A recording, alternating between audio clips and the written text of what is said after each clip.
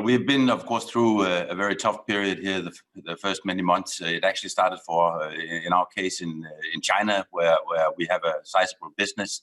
We're actually building a cheese factory in China, of all places, in Wuhan. So we got the first strike from China and took some learnings from there, which helped us once the whole COVID situation hit us during March, country by country, as they closed down. We have the last months or weeks actually been also looking ahead, trying to foresee what the new normal will be like. There's clearly some changes in consumer patterns. The whole online sale is exploding, you may say. So lots of changes we foresee going forward, and we've been working quite extensively with that, and will be ready once we get into the new normal.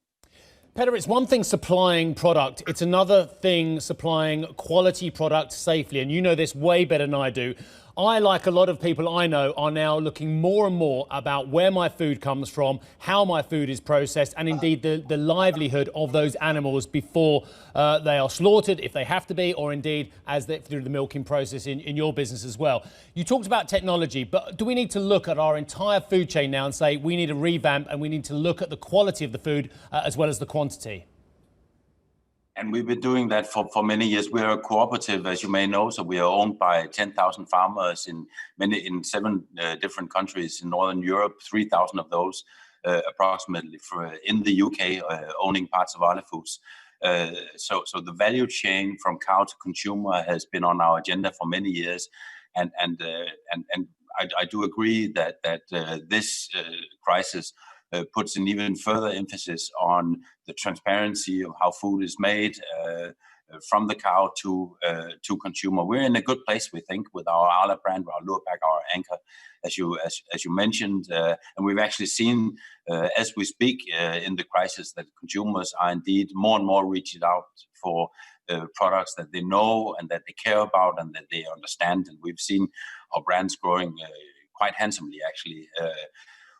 Sustainability is about animal welfare. It's also about climate, and we have, together with our farmers now here, despite COVID, we've had the time to work with our farmers in May and June, and have collected climate data from all our farmers, mostly. I think it's 90-95% of our farmers, which means that we today actually have the world's largest climate database, knowing exactly where our farmers are in terms of climate exhaust on farm from the cows.